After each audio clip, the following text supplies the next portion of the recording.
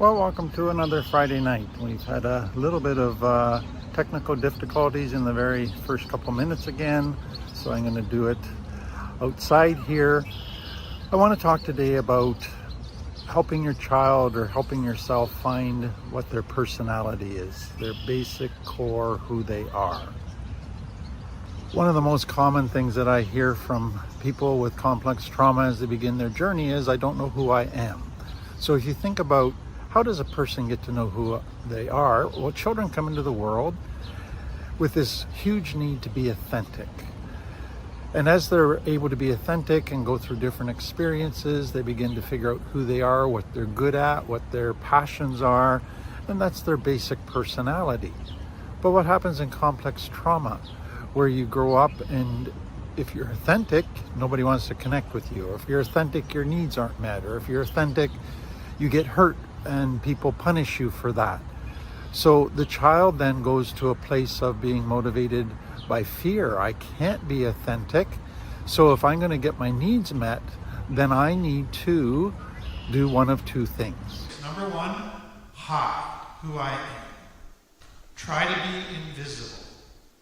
And so we've talked about that in talks where they have to murder parts of themselves that have got them hurt in the past. And then the second thing, adapt. Become somebody else. Become whatever you think will get your needs met.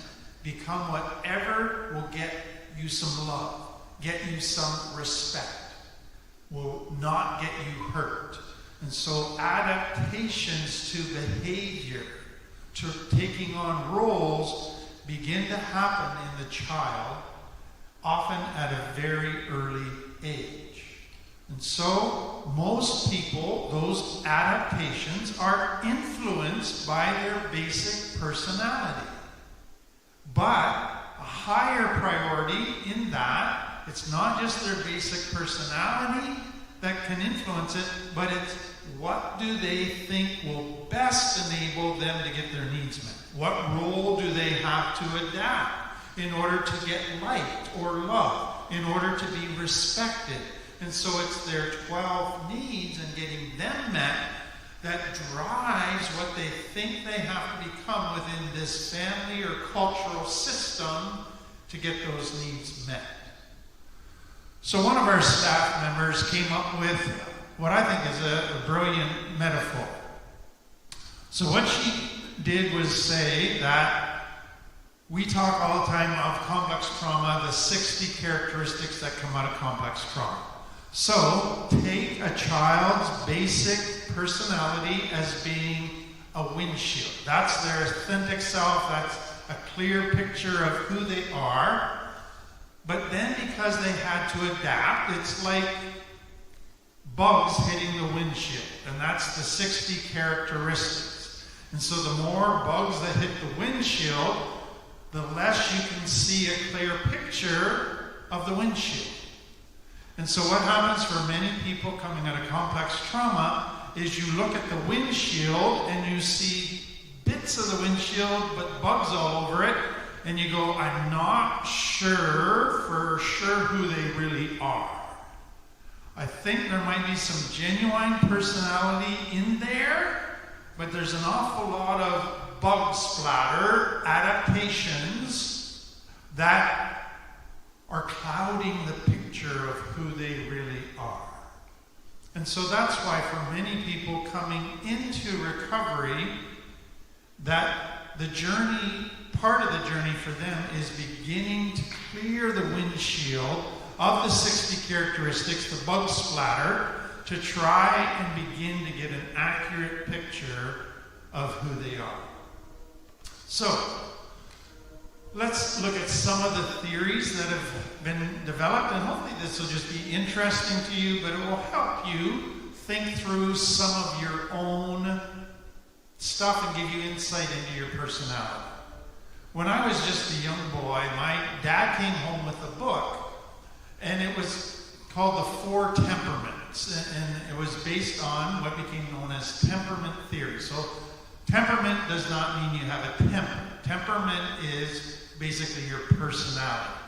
And so the temperament theory And I should say this was extremely helpful for me as a young, sensitive, very introverted boy to accept myself and to have my parents realize this is the way I am and to totally accept me as well. But temperament theory has its roots in the Greek world from a physician named Hippocrates. And what it was the theory of humorism. And what that meant was they believed that certain human moods, emotions, and behaviors were due to or caused by an excess or a lack of bodily fluids, which they called the humors. Very fascinating. And so they classified the humors, the bodily fluids, into 4 colors, basically. So blood color, sanguine, red, yellow bile, black bile, and phlegm. Yellowy green stuff. So that was what they thought were the 4 fluids, and if they were too much of one, not enough, that would affect your behavior, that would create patterns and personality, and that would make you susceptible to disease. So again, that's been very much disproved by science, but it was a starting point in trying to explain kind of why are we the way we are. So they came up with the 4 basically humors. So on the right top is choleric, the red. And so what that was is a person who's kind of fiery, a natural leader, somebody who's easy to get angry, can be very demanding and aggressive, highly ambitious, heroic, organized. And so you can see that's on the extroverted, outgoing side of the scale. So the strong, natural leader, the driven, type A type personality. And then below that is the sanguine or the yellow. And that was the person who was social. So you're very much people-oriented, whereas the choleric was extroverted but task-oriented. So the sanguine was very relationship-oriented, and so they loved social stuff, activities with people, discussions with people. They didn't mind changes, often had trouble concentrating on tasks because they're all about relationships, very much into loving and forgiving, talkative, and sometimes can be classified as a bit ditzy, forgetful, because the details just aren't their thing, relationships are their thing. Then on the left is your more introverted, so you have your melancholic, which is the blue, and so that was your deep thinker, somebody who was very analytical, sometimes poetic, somebody who feels things deeply, can take things very personally, they're very devoted, compassionate, thoughtful, reserved, they can get overwhelmed easily, sometimes have anxiety because of that, often see the glass as half empty, so more pessimistic, and sensitive, fearful type people, cautious type people. So that's the melancholic, that's your introverted, and then, and so that's again a person who tends to be more task-oriented, and then the phlegmatic, the green, is somebody that's just very laid back. They're relaxed, they can appear lazy, but they're just laid back. They're very peaceful, quiet, compliant, like to be left alone, likes to do stuff on themselves, can be hard to motivate, cheerful, easygoing, likes a comfortable life, likes to avoid conflict and crisis, is often a peacemaker. So that was the kind of the original thing that I was exposed to, and that was very helpful for me in just beginning to understand everybody's different. Doesn't mean one's better than another. We're just made quite differently, and that's okay. So then, 2 guys came along, Gary Smalley and John Trent, and they took that temperament theory and put it into 4 animals. And they made a kid's book out of it. And so the 4 animals are the lion, the beaver, the otter, and the golden retriever. And so the lion is the choleric, the golden retriever is the phlegmatic, the sanguine's the otter, melancholy, the beaver. So what you can, again, understand with that is the lion. They took that name because they thought the choleric best fit with the symbolism of a lion, very direct, competitive, decision makers, visionaries, express opinions readily. And then the outgoing otter, who just is animated, shows their feelings easily, emphasizes main ideas, persuasive but very social, likes fun, likes to play, and can be great motivators.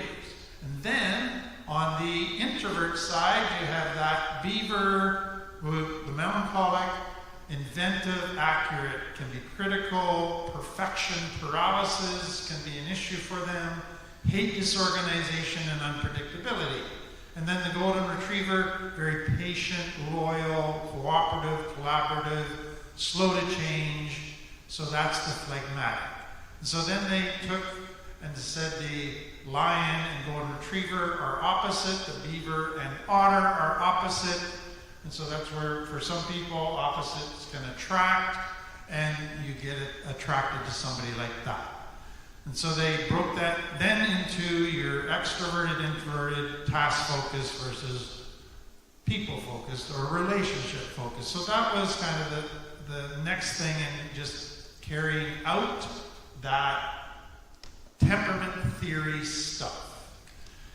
And then when I was in my teens, my dad came home with a test, and it was the Myers-Briggs personality test, and it was a very detailed test that I took, and I found this even more helpful in understanding myself, and I found it very validating of who I was. And so it's basically a test where they're asking you all kinds of questions, and it's all around 8 different letters. And those letters go together in twos. So I and E. So there's basically 4 categories that they're going to then blend into 16 different personality types. And this has been used all over the world. It is still used very broadly. Myers-Briggs is currently still doing tons of research. And so this is a well-respected test that you can take online. So let me just explain the 4 different categories. So there's the I and the E, introversion versus extroversion. So a lot of people think introverts are shy people, extroverts are outgoing, but that's not really the focus of introversion and extroversion. It's what a person does to recharge their batteries, to get their energy rejuvenated. So an introvert, they are energized by spending quiet time alone or with just a very small group of trusted friends. So because of that, they tend to be more inward in thinking and go deeper in their thinking. An extrovert is somebody who gets energized by spending time with people. Going inward too much, that's draining for them. They need to be external, in an external environment, with people, connecting. And so they tend to be more outspoken, more expressive because of that. So that's your introvert, extrovert. Then there's the S and the N, sensing or intuition. And this is where often with Myers-Briggs that I struggle a little bit with sometimes with the words that they've used for the categories, because sensing and intuition I find often misleads people, and so it has to be explained. So sensing and intuition is really about how a person processes information. So a sensor is very dependent on what they take in with their 5 senses, so what they can directly see, hear, feel, And so they tend to be hands-on learners and are often described as very practical. So that's key in understanding a sensor is very practical based on what their senses are picking up. Intuitive, a lot of people think that's kind of intuition, but no, that's not really what it's talking about. It's talking about a person who's more abstract in their thinking, so it's not so dependent on what they're taking in their five senses. And so because of that, they're more creative. They're more often visionary, looking ahead, thinking of new possibilities. And so that's the creative part. So one's more practical, one's more creative. And then the thinking or feeling, and again, this can be misleading unless you understand it. And so the focus of the T and the F is what's the most prominent way or priority when it comes to making decisions? What guides them ultimately the most when it comes to making decisions? So thinkers tend to be their head, analytical, logical, reasoning out a reasonable choice. Whereas feelers are guided more by their heart. So it's not that they ignore their thinking, but it's their feelings about how will this affect people? How does this fit in with my values? There's other factors besides just logic, and they contain an emotional, relational component. So that's the T and the F. And then the judging and perceiving, again, very misleading for people, but it's all about structure, their approach to structure. So judging people are people who like structure and order and routine. They like things planned out. They don't like last-minute changes. Whereas perceivers, they're known for, they like flexibility and they like spontaneity. Structure they often find to be restrictive and they chafe against it. So they more want to just leave things open and see how it happens. So hopefully that helps you understand those four basic categories. Now let me then just give you an example of two ways that they will take the letters and combine them. So one from each category, so an I, and then an N, etc. And so you end up with the 16 different categories. So let's say you end up with INFP. So they are imaginative idealists, guided by their core values and beliefs. To a healer, possibilities are paramount. The reality of the moment is only a passing concern. They see potential for a better future and pursue truth and meaning with their own flair. And then you could get INTJ, which they classify as the mastermind. Analytical problem solvers, eager to improve systems and processes with innovative ideas. They have a talent for seeing possibilities for improvement, whether at work, at home, or in themselves. So each one of the four-letter combination has a summary. And then it has a more detailed explanation for people that would have those four letters as what registers for them. Then there was another personality type that came out called the Enneagram. And many of you are familiar with that. What I have found with that is that at times I have kind of been a little resistant to it because to me it brings sometimes a picture of the bug splattered windshield and helps the person understand this is who you are today. And at times I fear it doesn't quite get to the core base personality that you were born with. But it's been helpful to many, many people in understanding who they are today. And so it is divided into 9 types, but they're divided based on 3 categories: heart, head, and body.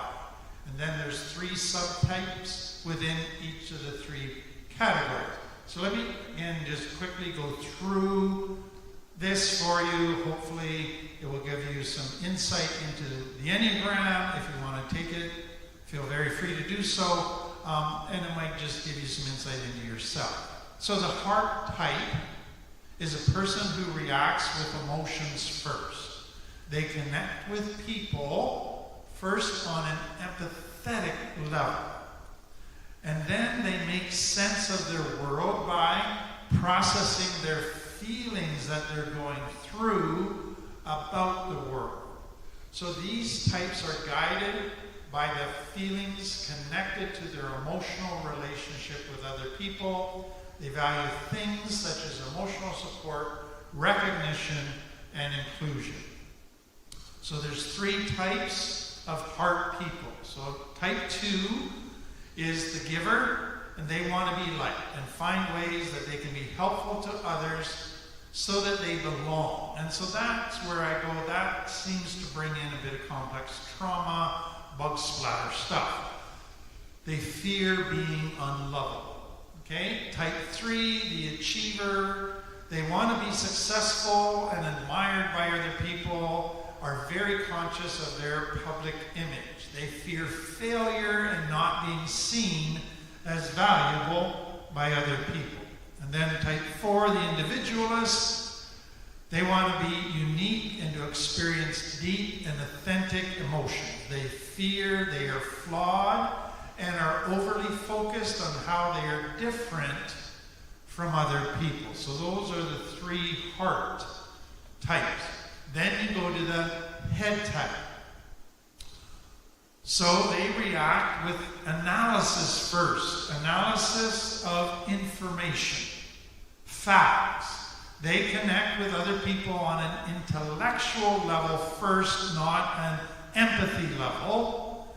They make sense of the world by understanding the systems and the theories that underlie what they observe, not what they feel.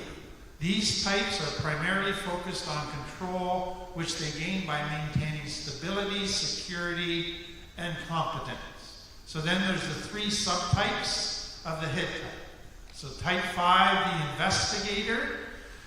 They seek understanding and knowledge and are more comfortable with data than people.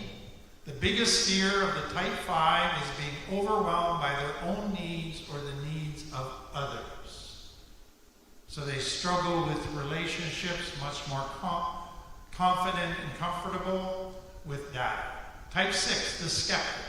They're preoccupied with security, they seek safety, like to be prepared for problems. For the type 6, the greatest fear is being unprepared and unable to defend themselves from danger. And then type 7, the enthusiast. They want to have as much fun and adventure as possible and are easily bored. They fear experiencing emotional pain, especially sadness, and actively seek to avoid it by staying busy. So I hope you can see that could very easily be the role of somebody who's learned to cope with the pain, constant pain of complex trauma, just stay busy, seek fun, and then you could get classified as a type 7 when that might not be you at all. Then the body types. So they react with an instinctive gut feeling. So it's not emotions now, it's not intellect, it's your gut. They connect with other people based on their physical gut sense of comfort and make sense of the world by sensing their body's reaction to what is happening. The primary drive for this triad is to maintain their independence and limit control from outside influences. They respond by being either overly controlling, overly passive, or overly perfectionistic. So the 3 subtypes, type 8, the challenger. They see themselves as strong and powerful, and they seek to stand up for what they believe in. The greatest fear of the type 8 is to be powerless. So they're focused on controlling their environment. Then type 9, the peacemaker. They like to go with the flow and let people around them set the agenda.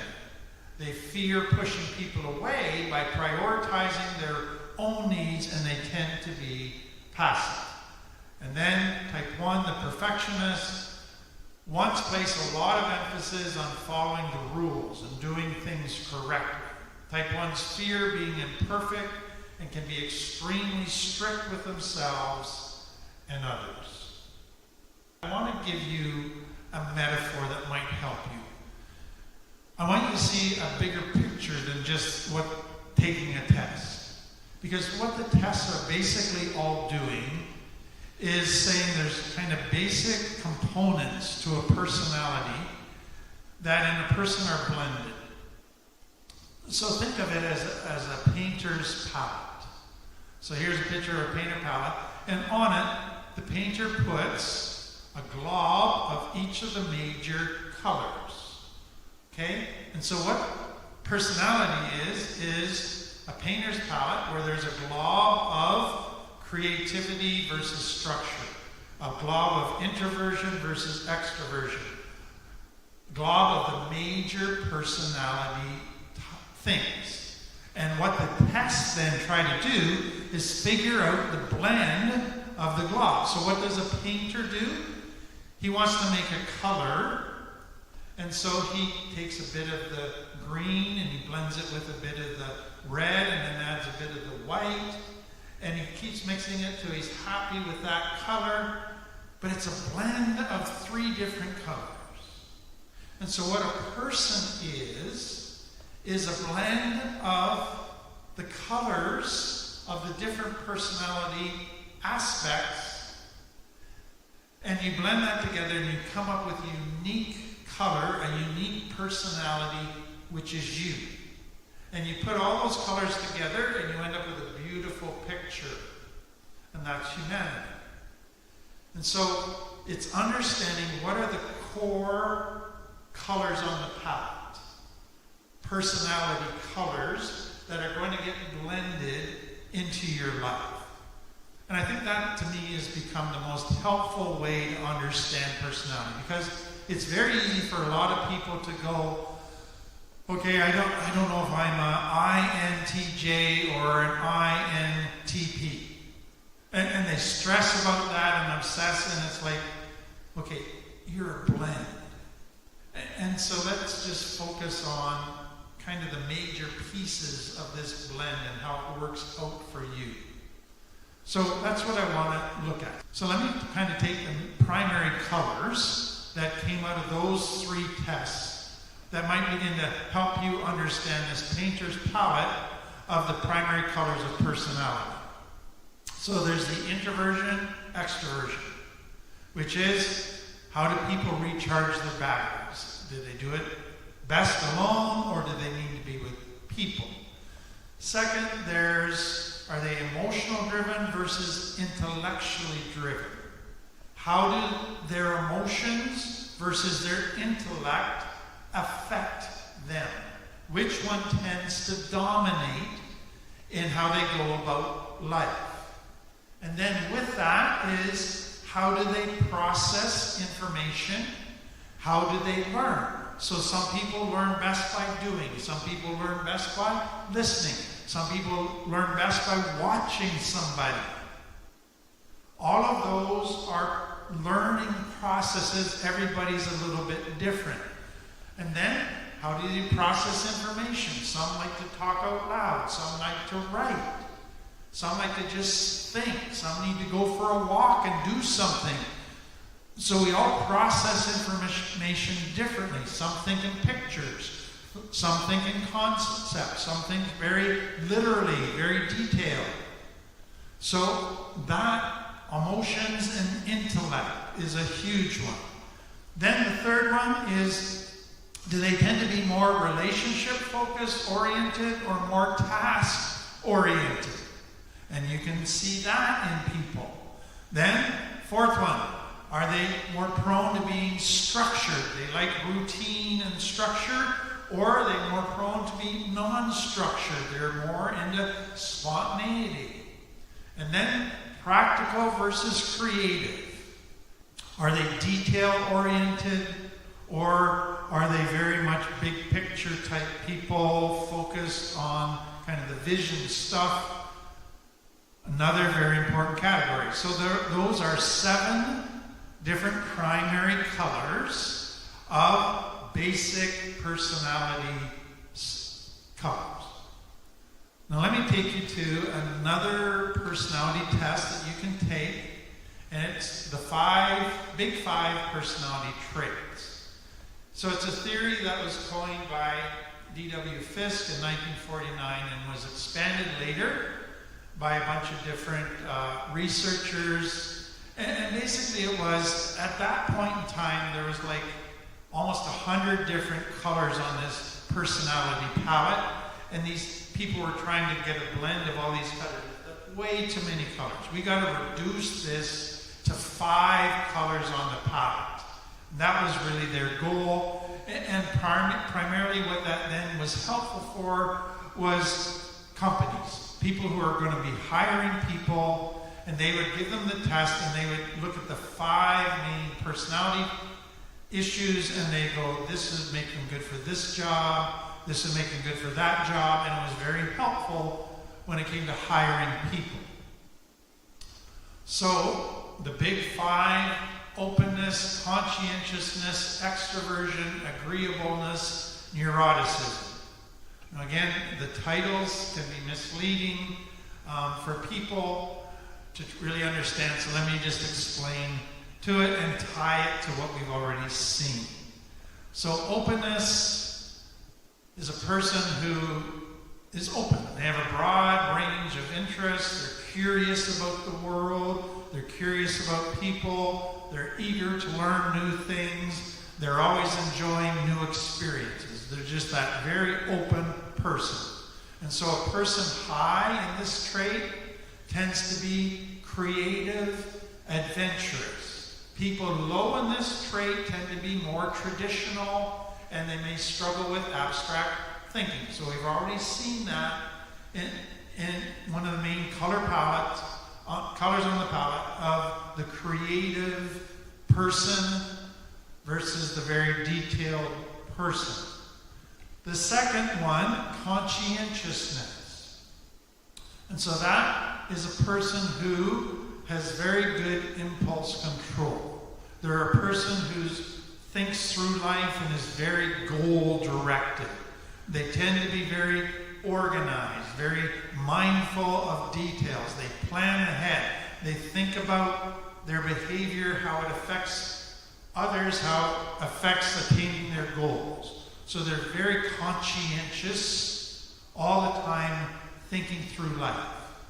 Okay? So we've already kind of talked about that in the others, in the idea of that structured person, that organized person, that person who's always looking to be accomplishing their goals. Whereas people that don't have that are less structured. So that's the conscientious person. Then the extroversion, introversion. So again, how do they get their batteries recharged? Then agreeable. So this is the measure of kind of how trusting are they and helpful in relationships. So they're more a relationship-focused person. And so they're very kind people, very trusting people. They like to give. They're very affectionate. They cooperate very well with people. They're peacemakers. So that's the agreeable, relationship-oriented, phlegmatic type person that we've talked about. And then people without this tend to be more driven, competitive, task-oriented, and even manipulative. And then the fifth one, neuroticism. It sounds very negative, but really it's about how do they respond to stress and threats. And so a person who's very sensitive, cautious type personality is a person who's more sensitive to perceived threats, to stress, can have anxiety issues that come out of that, greater nervousness that can come out of that, can be more shy because of that, and so it can come across as They're more affected negatively by stuff, so they can be more negative emotions, even moody, emotional instability. Whereas people who aren't so sensitive, they just go through life stressed. Perceived threat doesn't affect them as much, so they come across as more stable, ice in their veins kind of people. So those are the 5 different categories that they have. So let me make this very, very practical for your life. You may never get this 100% accurate, precise picture of the details of your personality. But you hopefully can now begin to say, okay, on this painter's palette are these core personality features. As I look at my own life, and you may do some tests that help you in doing this, what I see is there's a large bit of introversion. Then there's a fairly large bit of I respond out of my intellect more than my emotions. And then there's a fairly high level of I need structure. I do well in structure. And then there's a pretty good, not as big, but it's some there of creativity. I think outside the box, that kind of thing. And then over here, there's a very much more task-oriented than people-oriented. I feel more comfortable kind of doing things than in relationship stuff. And you go, okay, I don't know, kind of, is it 60% of this or 53% of it? I don't know. I'm not sure that it matters. But what I begin to realize is big quantity of this, smaller quantity of this, I'm a blend, and my blend kind of looks like this.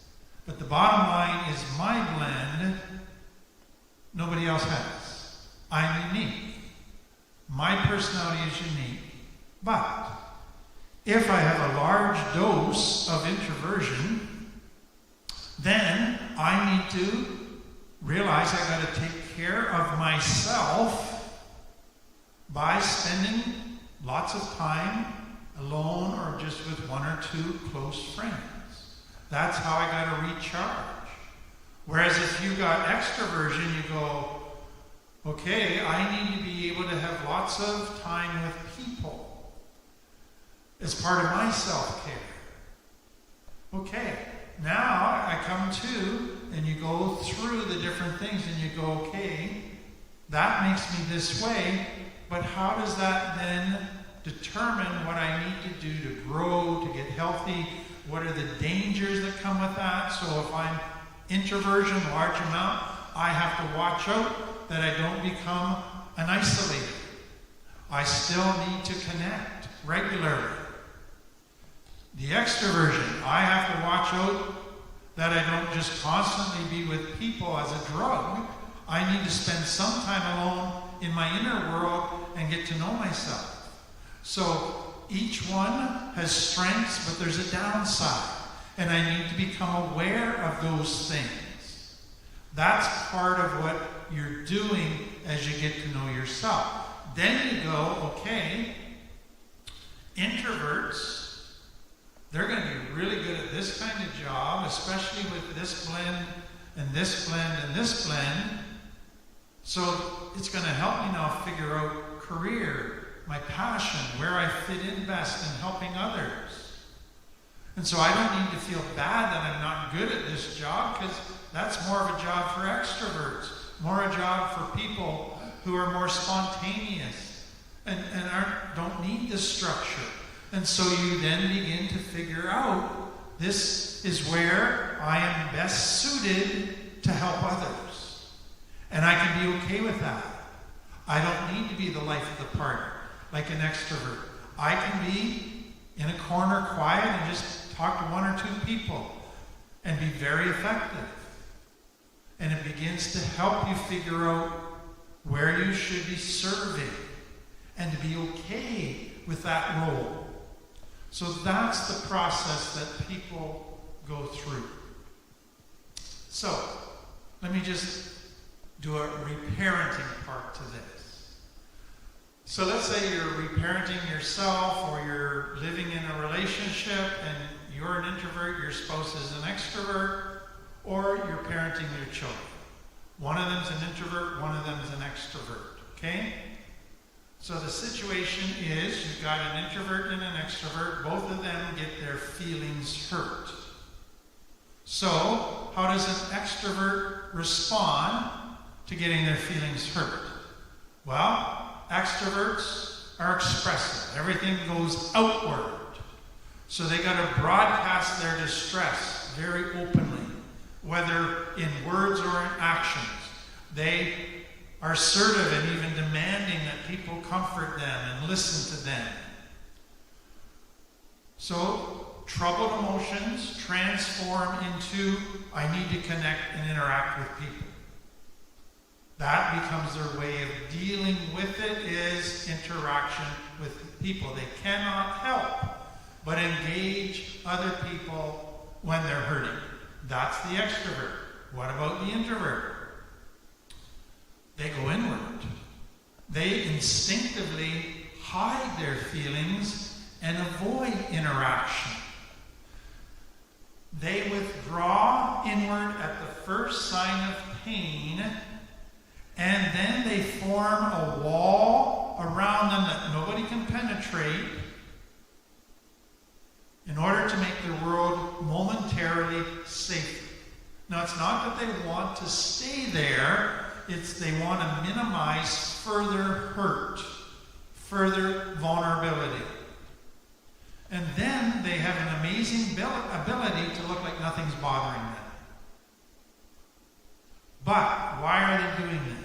They need to retreat inward to think, to process, before they act. They got to figure out their next move. So that's the introvert. Very opposite, different than the extrovert's response to hurt. So, what do you do in parenting that? Well, you have an extrovert child or an extrovert spouse. They're hurt, they're emotional, they're talking, they need you to listen. They feel alone, they need connection, they need to unburden their pain. So, you listen. But you realize they're talking out of their limbic brain, so not necessarily everything's coming out 100% accurate. So don't get too crazy about the details. Just listen. Just let them talk.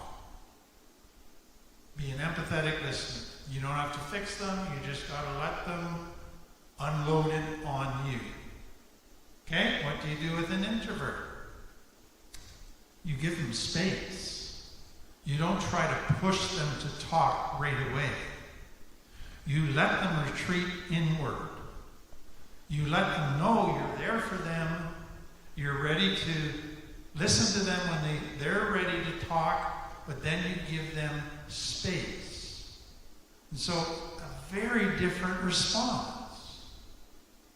And so it's so important when it comes to reparenting, or to be in relationships or parenting your children, that how I respond in different situations is going to vary based on my personality, based on their personality. What works for me might not work for them. And so that becomes part of your toolkit. You use this tool with an extrovert, but a different tool with an introvert. Doesn't make one right or wrong, one better than the other. It's just different. And so part of getting healthy, and part of getting healthy in relationships, is realizing different tools based on different personalities. Well, I hope that's, again, helpful for you. I think the final thing I want to say is this. Getting to know who you are, that is a long journey. You're not going to figure that out overnight. You're not going to figure it out by doing a test. It's going to take several years for you to get a clear picture of your authentic self. So be patient with yourself. It takes a child in a healthy home 15 to 20 years to get an accurate picture of their authentic self. Now, you're going to have a shortened time frame because you've already learned some stuff, but be patient. Realize this is going to take a while. And it's going to come as you try new things. It's going to come as you interact with this safe group of people and they mirror back to you things about yourself that help you understand yourself. It's going to happen as you get more attuned and aware of your internal world, your deepest drives and passions. All of those things begin to help you understand yourself. And then you try new things, new circumstances, new situations, and you learn about yourself in each one. It takes time, so be patient. Well, that's the end of another Friday night. Thank you for being here. Hopefully